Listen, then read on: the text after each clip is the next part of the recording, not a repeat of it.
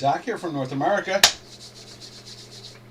Good morning, good afternoon, and good evening. And some of you are actually seeing maybe even Saturday already. But here we are, and what was it, Brent? No, Brent. Everyone, the Swissy. A little curious this morning. You know, we've seen it act this way, but today it's acting. The Swiss is. It kind of wants it. It's whispering something to me. What the Swiss is saying, what I think the Swiss is saying, is that there's not a flight to safety at the moment. And that's a curious thing to see. You know, for like the last 8-9 months, we've seen where the Swiss has been, you know, kind of hovering as a flight to safety. It has had that characteristic where we could see the euro weak, and we could see the against the dollar, and we could see the cable weak against the dollar, and then we would see the Swiss kind of firm against the dollar, which said to me that money was running towards Switzerland, you know, as a flight to safety, which made some sense. You know, I mean, that's historically normal, but not as normal as it has, you know, over the last, you know, couple of decades. It had, you know, it hadn't been that much, you know, especially over since the creation of the euro. You know, the euro had picked up a lot of slack for a flight to safety away from the dollar. But now that Europe is kind of trapped in its, you know, quantitative easing universe, and the governments keep on becoming more socialist and capitalist, you know, and it's not like they're capitalist per se. It's just that they've been less capitalist in a socialist way than normal. But what we have seen is money kind of move away from the Swiss just recently. It just seems in the last couple of days it's been doing that. And it's kind of surprising to me. Maybe it's a vote of confidence that the Federal Reserve actually has its head on its shoulders correctly. In other words, maybe money is starting to anticipate that they're going to do, the Federal Reserve is going to do the right thing. They're going to raise rates. We heard former Secretary of Treasurer Steve Mnuchin. He was being interviewed by Larry Kudlow, one of Trump's economic advisors. You know, I guess it was on Wednesday, and Mnuchin basically said that you know, he saw the 10-year bond move.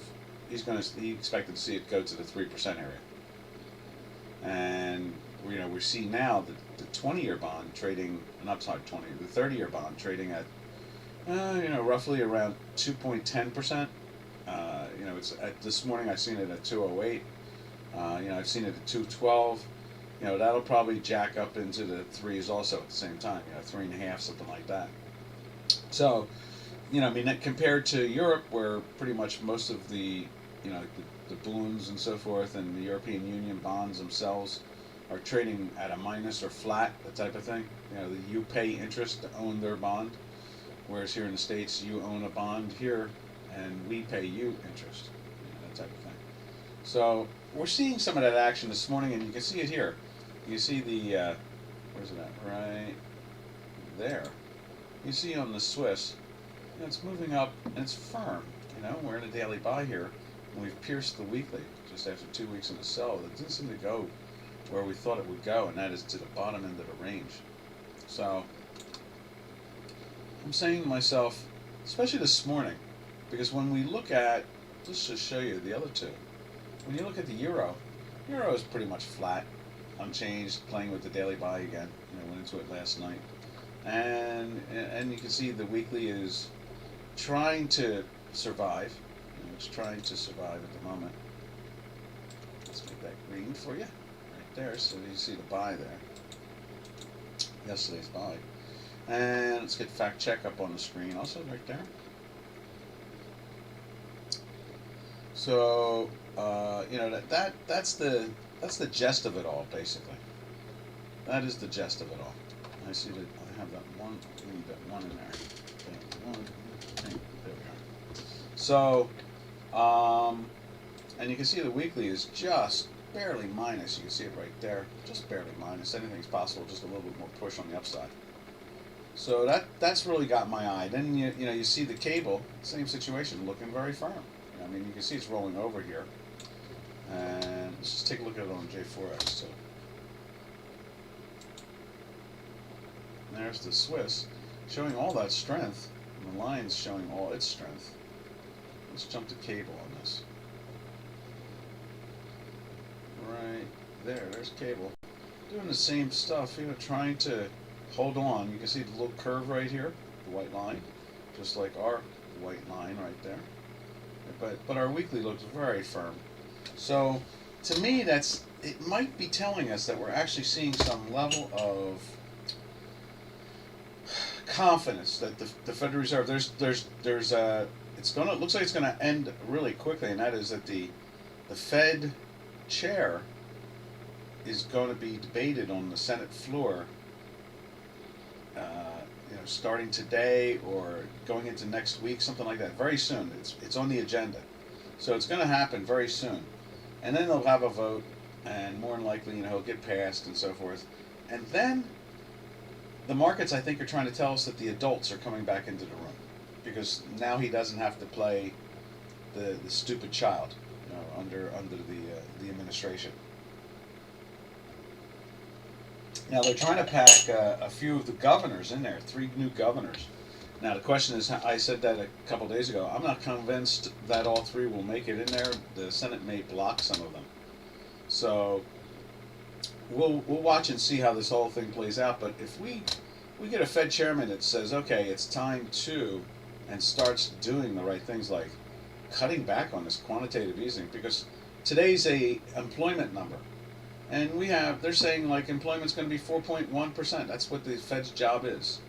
And why are we plowing 120 or 110 billion dollars a month into the market of new money when employment is where it's supposed to be? That's the problem. Is that we're seeing they're just flooding the system with cash so that the wild and silly politicians can steal some of it. They won't steal a lot, but they'll steal some. That's for sure. And that's exactly, there's already talk of investigation. The Republicans are going to take control of the House, I have no doubt, and the Senate, I have no doubt, in a matter of 9-10 months. And now, this is the last scream of the crazy animal called the Democrat that's going to keep on stealing this money. And they want to know. I mean, we've heard some really incredible stories where $57 billion was floated for, COVID relief, and it's paying for golf courses and gymnasiums, and money is going everywhere else, but it was specifically for COVID and testing of COVID and vaccines, and the money is being plowed into other things. There's going to be a lot of investigations over the next 2 years, traders. It's going to be very interesting. And at the same time, money likes a competent and lawful government here. So if we get a competent and lawful government, you're going to see a very firm market and a very positive market. So something to think about. What is down the road, and that is down the road, and it's not that far off. It can be seen in the distance now. All right. From there, we're now, we got the GBP, the British pound up on the screen there, and you can see it in the Chicago quant chart at the same time. You can see that there is holding up well. It's been in a daily buy for a couple of days. The weekly is going on a second week. They're holding on. They are holding on, and that must mean something, because if the dollar's rising, and the cable is kind of rising, and then the euro is kind of rising, and then we're seeing the Swiss being losing a little money, then it says it's a sector rotation. It's not your classic dollar buy dollar sell everything. It's more like a sector rotation going on. And as you can see here again, when we go to the euro like so, you can see it's just barely down a little bit, nothing major. And you can see our internals are really fighting to stay on the plus side of things. And when you look at the euro over on the euro on the J4X at the same time, you see that little strength, just little strength, perking its head up, saying, it's a rotation. It's not let's buy dollars, sell everything. It's a rotation now, because we're seeing this with the Swiss. We're seeing the Swiss make a very dashing, aggressive move down at the moment. I want to say that over the last 4 days, it's been chill. Let's say it the right way, and that is that it is showing a lot of weakness, which is kind of surprising when everything else is showing a lot of strength. Right there.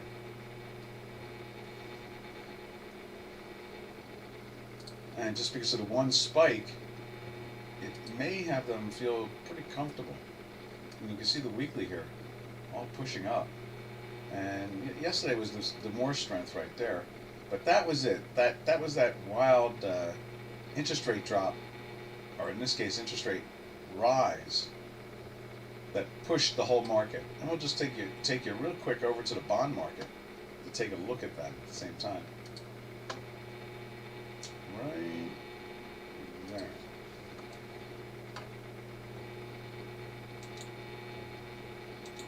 There we go. You see that was the day it did that, and that's when the Swiss seemed to have broken away from the other currency pairs. So if interest rates are rising, which is everybody here in the States knows, let's put it this way, anybody here that has a brain in their head and is a good, investor and a successful investor over the years knows interest rates must go back up. They just have to. They don't have to go through the roof. They don't even have to match inflation. But what they've got to do is they've got to lift. It's just like the same thing with the gold and the silver. These things must start trading in the right direction. Now the big conversation has been of late is that there was a little surprise that with I forget what news came out at the time. It was about 3 weeks ago, and what was it?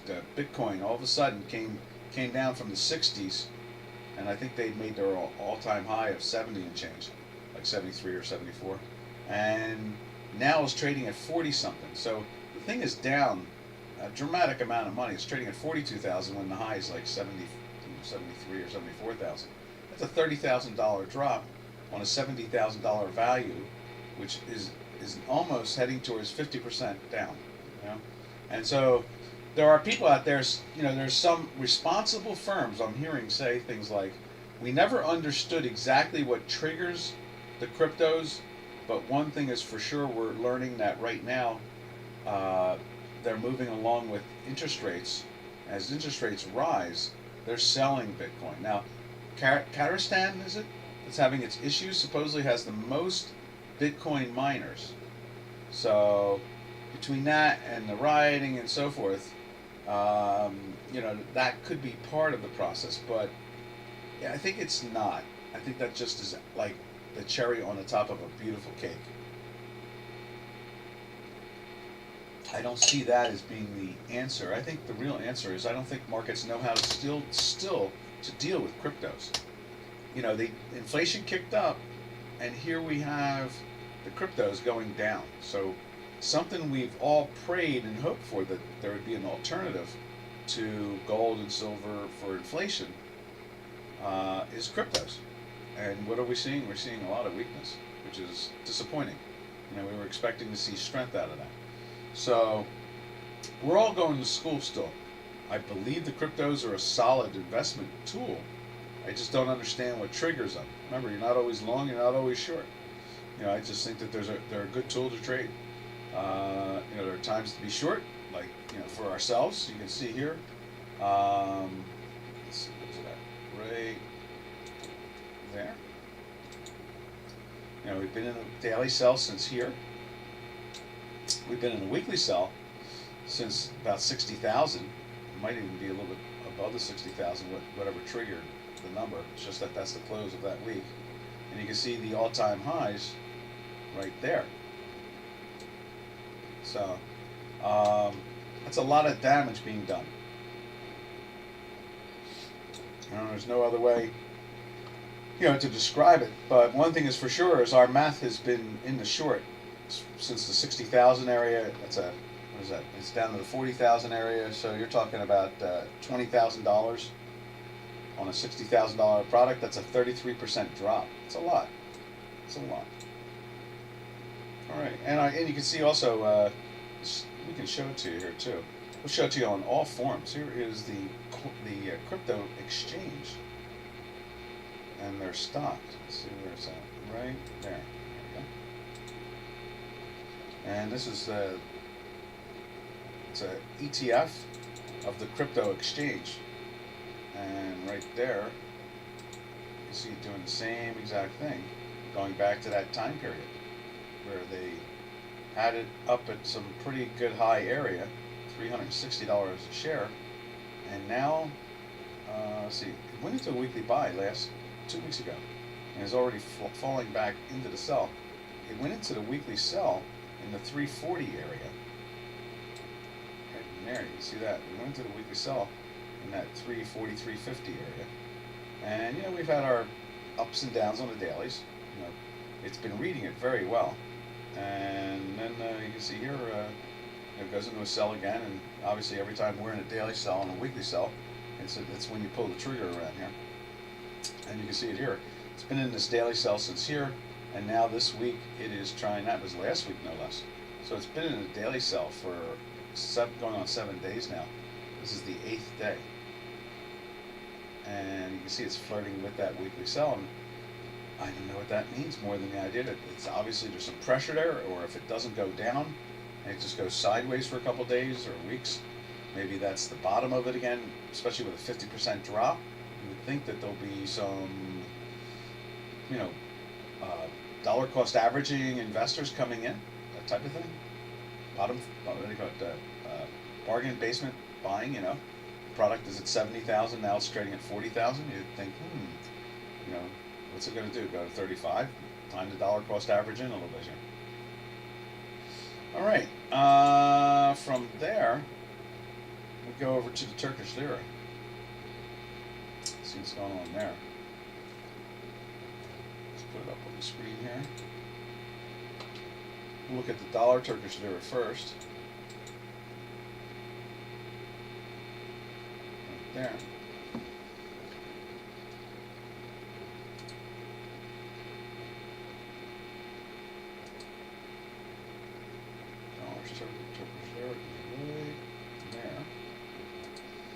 You see it's been inching its way up. I think we'll put a blue line in there too, like we did with the other one.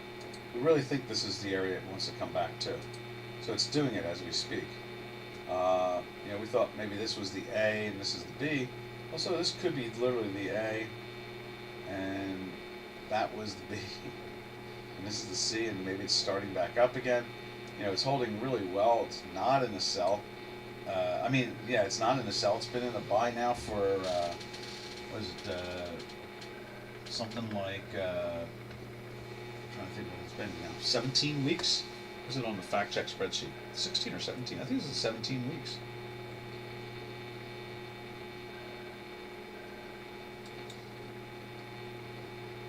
Right there. 16 weeks. This was the 17th week. And it's been 8 days in a buy and 16 weeks in a buy. This is 17. So when it settles tonight, obviously there'll be 17 in that box coming in on Monday morning. And that says a lot about this. And we've always said this. We are fascinated that it's an industrialized nation. It's an OEDC country. There's only 35 of them in the world. And so, you know, the United States and Britain and so forth are OEDC, was it Organization of Economically Developed Countries. So we have a leading industrial nation with hyperinflation at the moment. So we're definitely paying attention to that, because we want to see what they do we don't want to do, obviously. That's the answer to that one. I'm sorry, President Erdogan and former Vice President, Prime Minister Erdogan, but whatever you're doing, we don't want to do. It's bad enough we have, you know, inflation. We do not want hyperinflation. And so that's where we stand with that. All right, it was a quiet week. You know, notice there wasn't too many questions this week. Very quiet. I guess everybody's coming out of their holiday slumber. Now let's check out the Euro Turkish lira, which we find to be very indicating of the future events. And you can see that right here. It's trying to bang against the little dotted yellow line. That's where we think that this thing wants to rest for a little while. And you can see here the weekly is having no issues whatsoever. And the daily is having no issues whatsoever. And it's holding up very well. And it's been in the daily buy for 8 days. This is the 9th day now. All right. From there, we slide over to the Canadian. And there's the Canadian. And you can see there the Canadian is just kind of really hesitant. It's really trapped between the 0.76 and the 100 when it comes to playing the top end of its range. And it's really done that a few times. I'm not sure what that's trying to tell us. It looks like a reverse. This looks like a head and shoulders. So maybe, a more responsible Federal Reserve in the United States might be a positive thing for the Canadian in the end. See if it's a real head and shoulders that's going to top out and head back down again. Go visit the 50 percentile, which is the green line, and there's the bottom end of the range. This range has been something we've been following for a couple of years now, and it's amazing how close the range is. How much it taps against each other. All right, with that, you can see we're just assuming that little teeny weeny little action, but you see here it's trying to. It's in a buy, and I don't know. It's still holding up in that buy. We would like to think that with the weekly sell, maybe we're going to see stronger gold or stronger oil. So we'll go over and take a look at those two particular products. There. And there's gold.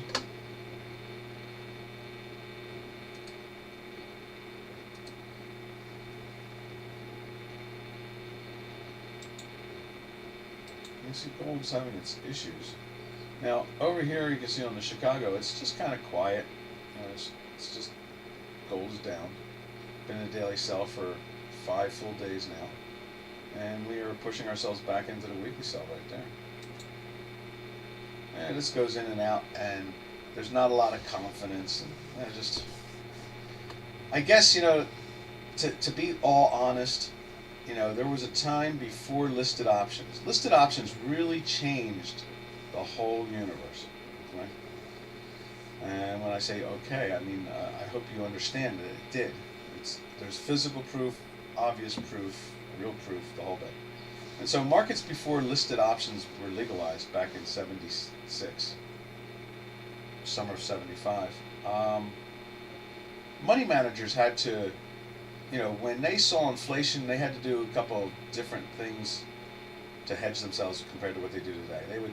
If they owned, say, Deutsche Bank, they would lighten up a little bit on the Deutsche Bank. They would have to sell some of their portfolio out. There was no calls or puts. They could hedge themselves. They couldn't do binaries.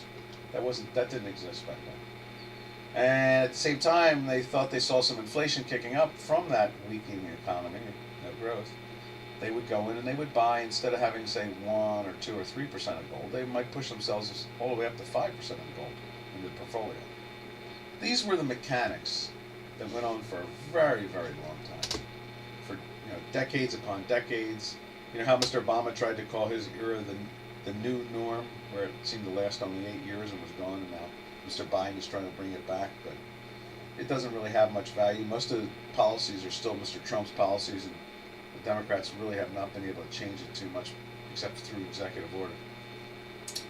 But the answer to this whole thing is that the options open the doorway for money managers to not do the old classical things.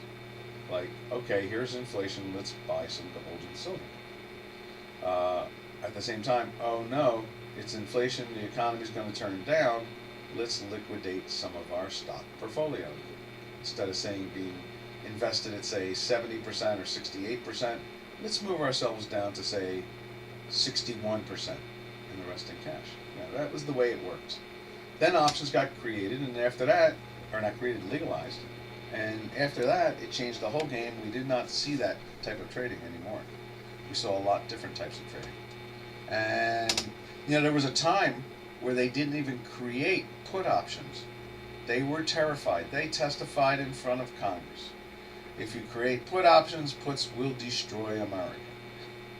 That went on for about 2 years. And then finally someone said, oh, this is ridiculous. And they created put options. And so now, in the beginning it was just calls and no puts. Now Amsterdam was trading puts. So Amsterdam led the way in Europe, trading the calls and the puts. And and finally the Americans were like, oh, stop this stuff. The United States will not come to an end just because we legalize puts. And so they legalized listed puts. Now, here we are looking at the gold. You can see gold is kind of flattish to down a little, nothing major, maybe even up a little bit, because I can see it's green right there. And you can see it looks like it's going to close in the weekly sell. And again, can you even trust any of this anymore? I mean, we follow our math, and that's usually the safest thing to do. But can you, I mean, with inflation coming fast and furious at us, you know, why aren't they buying the metals? And that's probably because there's a lot of other tools that they can use. And so the demand for gold and silver is only by people who don't understand how to use all the tools in the financial arena itself, like the calls and puts, and, you know, the ETFs and so forth, you know, and all married together in some form, you know, binaries, you know, that type of thing. All right, so now we go over to the energy sector. Now, again, there is this talk of $100 oil, and it seems to not want to go away. So let's put the oil up on the screen, which is right there, and you can see it's just trading around the $80 area again. Doesn't seem to want to let go there. And let's put it up on J4X. There. And what you see really is that it's in a daily buy for 4 days now, and a weekly buy for 2. And when we look at that June contract, which we normally will after we finish off the next 4 currency pairs, we see that the back month, or like I like to call the spring crop of oil, is even more firmer than the front month. And you can see here, same thing's going on in J4X, the firmness that we see there. All right, and that kind of makes some sense why Canadian is looking the way it does. You know, it looks like it could literally be a head and shoulders. Right there. It does have that. There's a shoulder, there's the head. Now it's finishing off the shoulder, and you would think that it would find a way to go down. And we're in a weekly sell, so it's trying to tell us that there's pressure there. And we get into a daily sell again. We went into the daily buy there, so we're daily buy for 2 days, I guess it is. Let's fix that too. Right there. So, you know, that pressure is on. We'll see what they do, and you know, I hope this head and shoulders does play out. And since we're in a weekly sell, the odds are pretty heavy that it may. All right, over to the South African Rand. We thought yesterday it was going to be lifting up, but it was not. It was lifting down. And that, we thought, oh, good, yay. Maybe the metals complex will get rolling along here a little bit. So let's see what they're doing today with the South African Rand. Right there. You see it's moving down again. It's going on its 3rd week in a sell. It's like the Canadian in some ways. You know, we're thinking maybe this thing just will. You sound like James T. Kirk. That's what we're really waiting for to see, and that is that, you know, how is the metals complex ever going to really rebound? You know, maybe that's the long-term joke that we don't realize. And that is with listed options and ETFs, there is not much of a necessity for the actual physical to go up that high, and just leave it to the amateur players, you know, people who buy the coins and they buy the little bars and so forth, that is ever, maybe that's ever, whatever, maybe that will be, imagine this, here's the speculative question in my head right now, it's floating through it as I say these things out loud, and that is, all these years that I've complained that if you know, you told me about QE, and you asked me where would gold be if all these things had occurred, you know, in 2006, and you know, speculating what 2008 was, okay, I would say, you know, $5,000-$10,000 in gold, and it is some type of flight to safety, but it's not the flight to safety, I guess, as much as it used to be to slower economy or higher inflation. The other derivatives are probably taking care of that problem. Oh, here you go, Marcelo. How are you? Is that you? It is I. It is I, DocDow. Indeed. How are you? Happy New Year. Happy New Year to you. So yeah, I'm starting out of nowhere. I'm starting to wonder after this little conversation today that we've had in the webinar about the legalization of listed options and how that has changed the community, the professional community in investing. Whereas the old days, they would have just liquidated, from 70% to 62% or 63% of their portfolio in stocks. They would have picked up, instead of having maybe 1, 2, or 3% in their portfolio in gold, they would have picked up another 1 or 2%. With listed options, in many ways, you don't have to do that. Oh, my voice sounds different? I am fighting a head cold. Does my singing voice sound different? Let's see. Happy trails to you until we meet again. See, I'm just fighting a head cold. That's why I've been sipping a lot of tea lately on webinars. Matter of fact, what I should do is take a cough drop. Let me do a cough drop. Yeah, I'm battling the cold. It's the cold and flu season. I don't pay attention to any of the other stuff. Let's take a cough drop. How's that? So my question of the day is, can gold and silver really ever get going again? It will take a new type of calamity. And why I think that is that some old radio noise is there in the background. And why I think I hear that, yeah. Some old radio noise. Where's that coming from? I hear that. I hear that, yeah. Let me see if I can find it. It might be one of the computers. Yeah, I do. I hear that too. I wasn't listening for it. I think I got rid of it. It's one of the computers just singing. Now listen, it'll probably go away. Is that like listening to AM radio? I am that goofy like that. Yes, I do. I listen to terrestrial radio once in a while. I have a couple of little portable ones. Yeah, I do. Yeah, it was one of the computers. It was singing. That's what it was. It was one of the computers singing. But I do listen to terrestrial radio. There we go. And the cough drop probably makes my voice sound better now a little bit.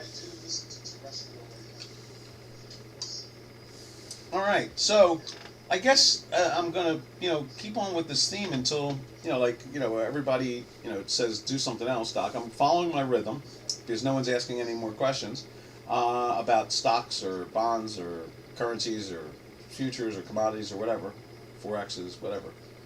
But I'm starting to sell that idea in my head that it's going to take something more than just inflation and growth that will bring money back to the old line concept of buying silver and gold.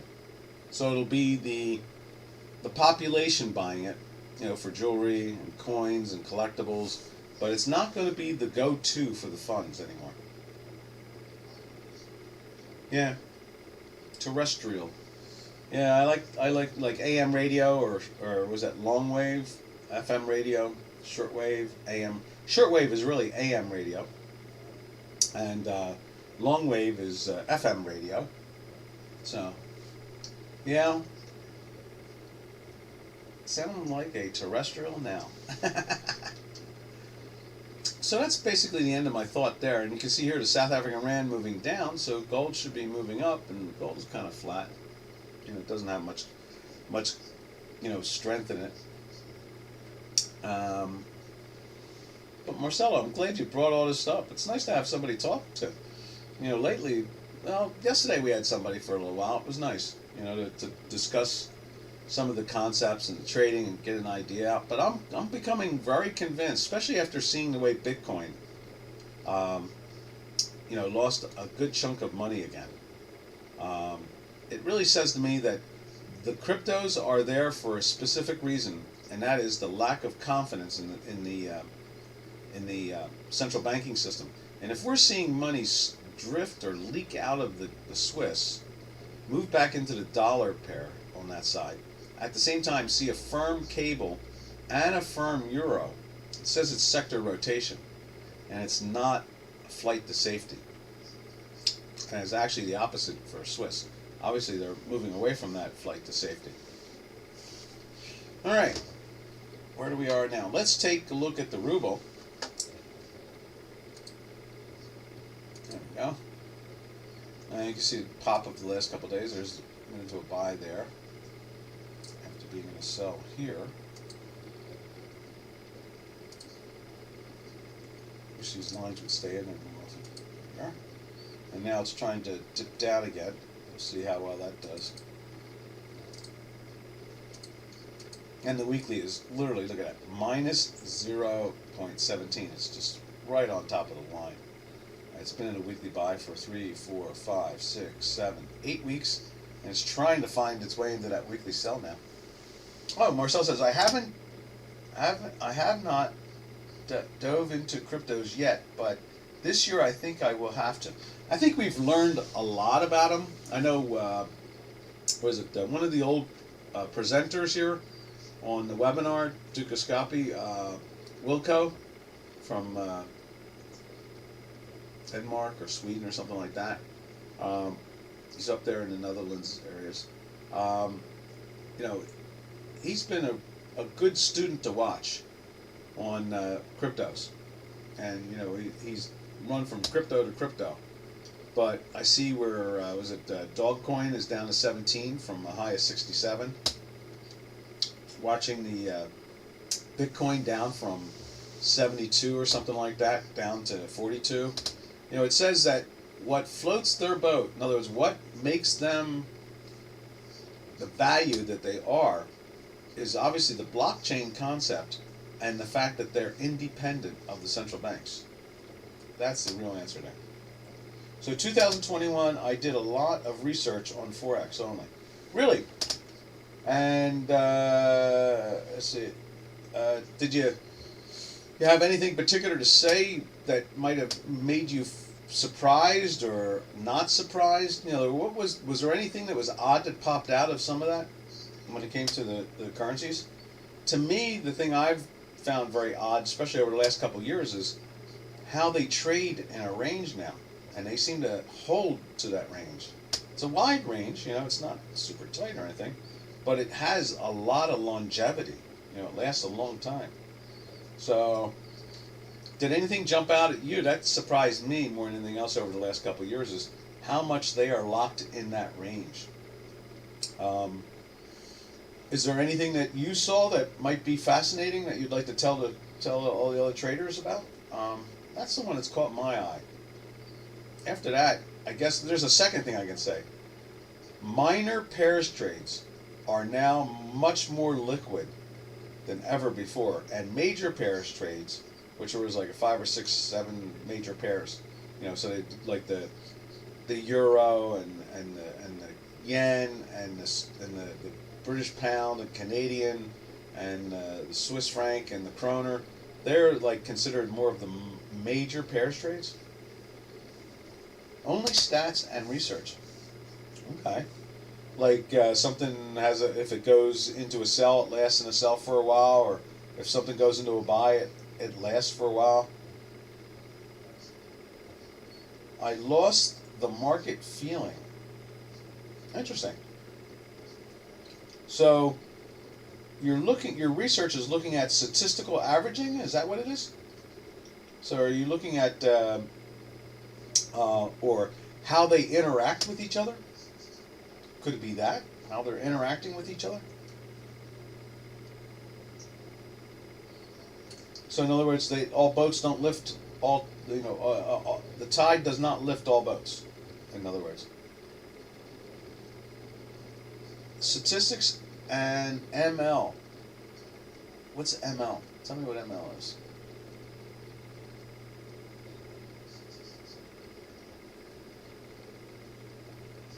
Applied to Forex only. Okay.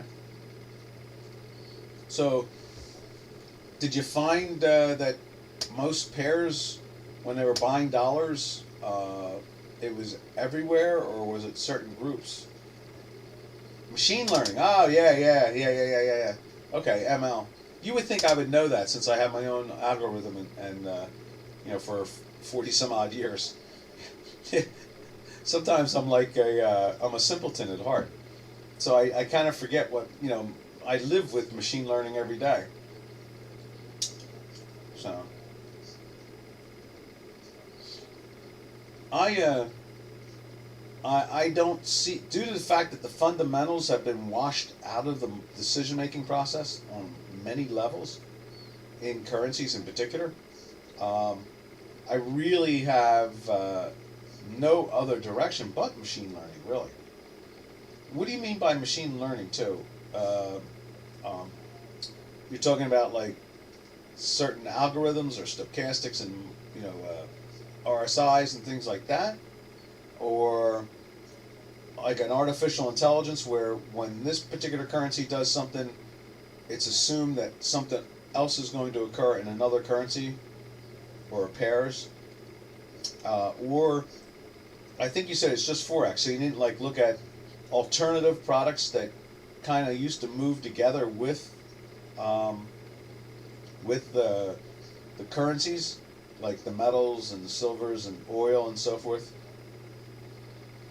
I guess what like Brazil's situation, the country of Brazil and the what is it, the grains. The grains really have an effect on their currency.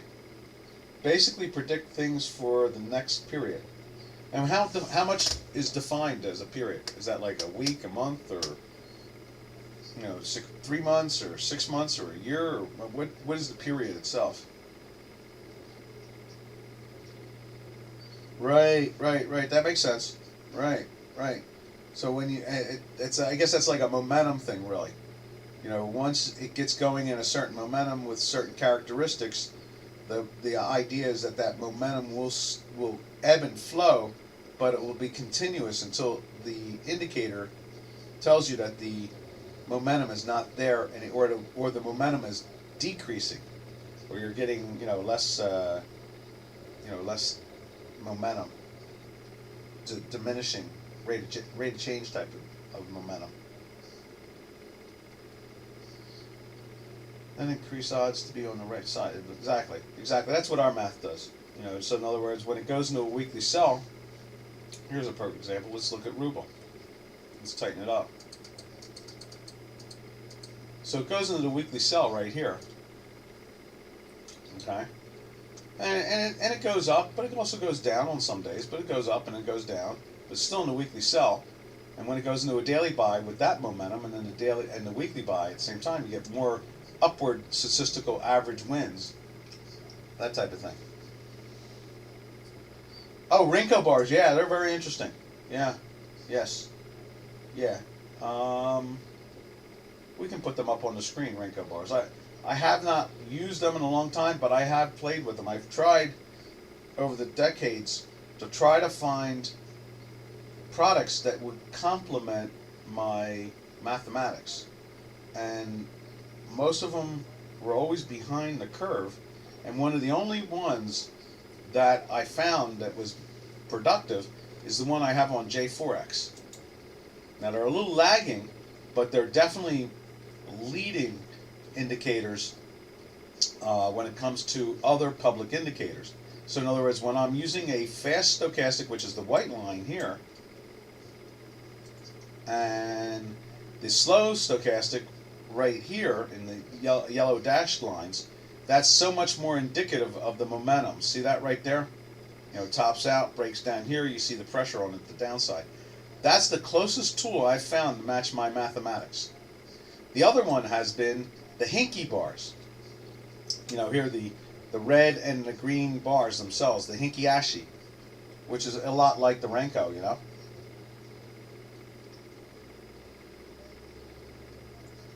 see, the variance is lower with Renko bars.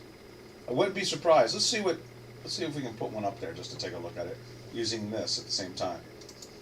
Let's see. So if I go like this, what is it? I want to do my indicator. I haven't done this. I've locked this thing in to a certain extent. Let's put Renkos up there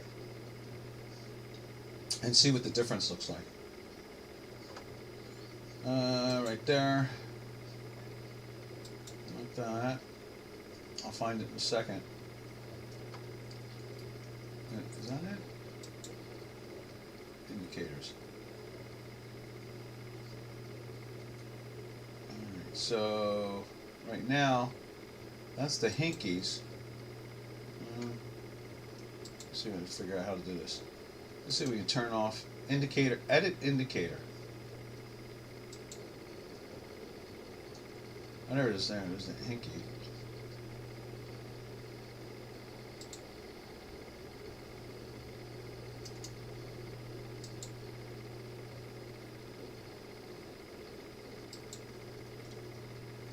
Which indicator am I removing? Clone indicator, copy indicator, remove indicator, restore default, arrange, edit indicator. Let's see. Trying to figure out how do I remove the hinky and go to a Renko. Let's try this. Cancel, and let's try to slide Renko in. Edit indicator. Okay, here we go. So if I go like that and turn them off, there's bars. Now input one, let's see, or advance. Let's see. And there's that. I want to put the Renkos in there. Settings period. Let's see.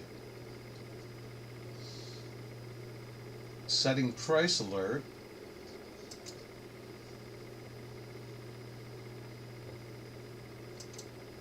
Let's see. Where is settings period? So is that right there? Add an indicator. Let's do that. And let's see if we can get the Renkos in there.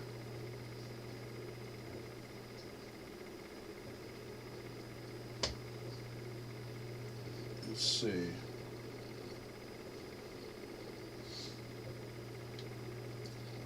What a good topic. Bill Williams. I remember when he wasn't too good. He's actually gotten better over the years. That's a good thing. Add custom maybe? Add? Okay. Let's see, how do we do this again? Is it bar one? Go like that. Recent. And add an indicator.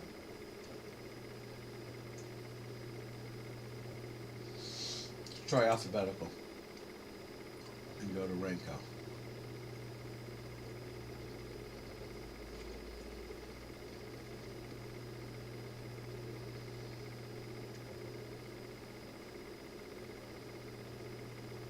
It's R-E-N, right? Let's just see what it is. Renkos are, see, Marcel says, okay, is a bar. So variance Renko, okay, is a bar. You need to add it from the settings. Go to settings period. Okay. Where is settings period? You see if it says, you say it where it's at. Top menu, top, let's see, top menu. Settings. There it is. And go to settings. You need to add it from settings. Okay, so let's see. Change language. Fields, zoom, themes.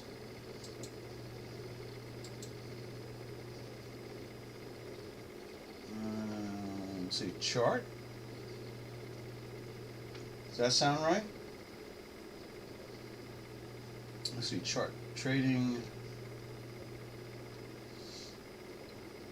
Maybe that's it. Let's see what chart trading looks like. Drawing squares, trading breaks, fixed auto, preferences.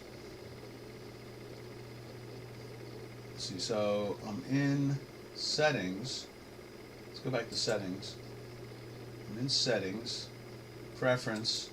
Ooh, I just saw that again. Let me try that. I just go settings, preference, general. Let's see, periods, period. Okay.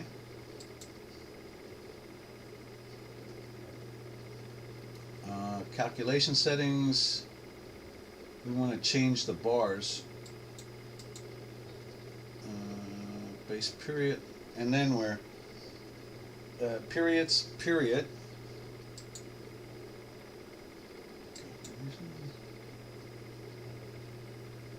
Okay. Performance period. Let's go back to period again. Performance period. Performance period. Custom period selections. Performance period. Period. Where's performance? Price based. Price based. Custom is a price based. Oh, right there. That's 1 week. See that there? That's not it. Oh, yeah, that's it. Okay, what do I do there? Hit infinity?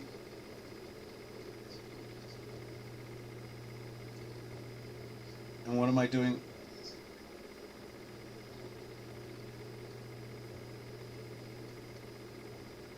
Custom. Custom. Where's custom? Custom period selection right there. I'm already in the custom. And this will change it to Renkos? Cool. But I don't see where though. All it says is 1 week. If I go to infinity, say that. How does that do it? Custom period select price based. Let's try it again. Settings, preference. Ooh, let me go back to that again. Or should I stay in there? Custom period price selection price based. Let's try it again. Settings.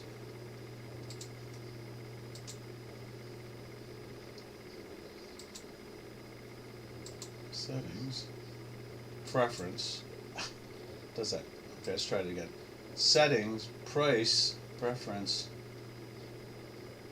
General, instrument. How about instruments? Do I go to instruments? Stay there, okay. Should I go to instruments? Or actually, period? Okay. Period, custom period selection. Okay, so period.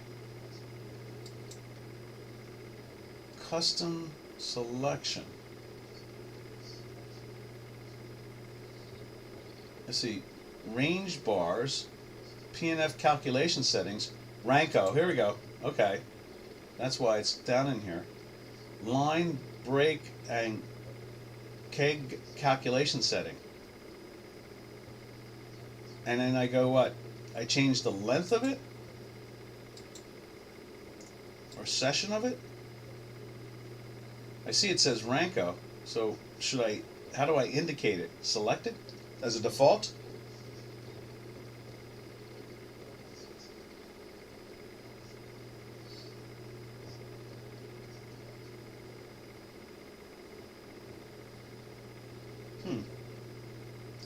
I know I can. You know what? Why don't I put Renko bars up on my work? I know where to get it to there, and I know there must be, like there's period there, right? And then there's chart, and you would think that I'd be able to just click and go to a Renko bar, or an instrument, you know, something like that, general, and just change. Remember, I'm using left tab. Oh, I shouldn't have roamed around. Let me do that again then. I'll go to the left tab. Okay, settings, preference,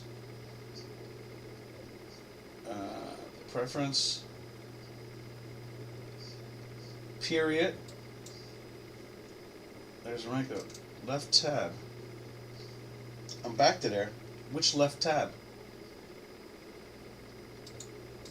Nothing is highlighting it. They're trying to change the time period itself, from week to infinity or ticks to the days, that type of thing.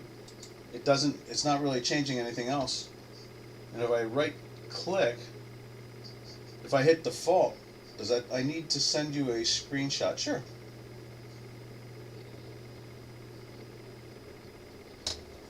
And I'm going to go over to this for a moment. I want to see. I want to see what a Renko bar looks like on my work. So let's do that. It's very easy to do. Format instrument. Let's see what we got here. Let's see. Where's it at? Close. Settings. Okay, we go like that. Format instrument. And then we go into, let's see, where's it at? Right here. Settings. Or even style. See, there it is, like there. It's like, there's Renko. Boom, done. Now I got Renko in there. So I guess, is it doing a calculation? Here it goes. Okay, there it goes. It's calculating it now. I see, like right there.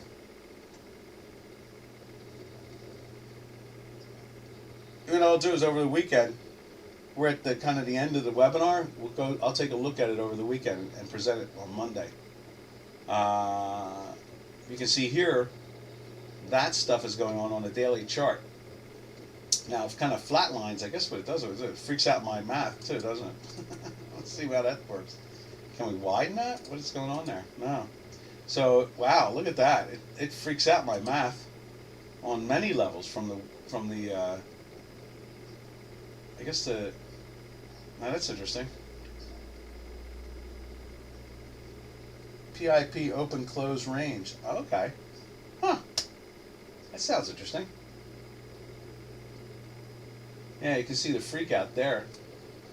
And that is the dollar ruble put into it.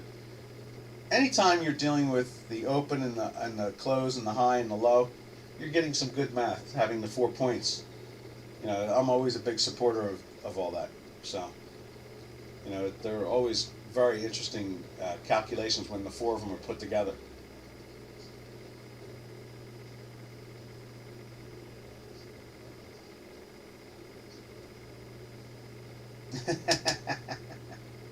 Yeah, I can see that. Look at that, huh? You know, compared to the normal bars themselves. Yeah, no doubt about that. Oh, I see. Yeah, this is setting. You go back to regular like that. It comes back to normal. We can see all the math. You change the X dimension. Yeah, yeah, definitely. Oh yeah, definitely. Not regular, exactly. And in many ways, when you're looking at the open, high, low, and close, you're looking at a spatial structure. If you're not, if you know, more than you are a fixed structure, because you know, every day there's 24 hours, but not every day the high is, you know, say 50 and the low is 30. And so when you're looking at the open, high, low, close, every day is a different packet or size and dimension. Whereas when you're using like hours and days, they're all one fixed number all the time, 24/7. Yeah, candles are a good one. Candles do the same thing too. Let's see, for something regular to something not regular. Candles are regular time series, Renkos are not. Yeah, well, we're going to look into that. What we'll do is we'll do this on Monday again. We'll go after that. I think that was very interesting. And the conversation was extremely interesting. Looking forward to having it again next week with you. I will work on it over the weekend with the J4X and so forth and see what we can do about getting the Renkos in there. Exactly. All right, traders. And Marcelo, thank you very much. This is Doc from North America going into the research mode of the last day of this week, it looks like. Happy trails to you until we meet again. Happy trails to you, to all our trading friends and Marcel. We will see you all tomorrow. Thank you. It was a very interesting topic. It's well worth looking at all the time. I'm always interested. All right, everybody have a safe and smart weekend. You take care. Thank you.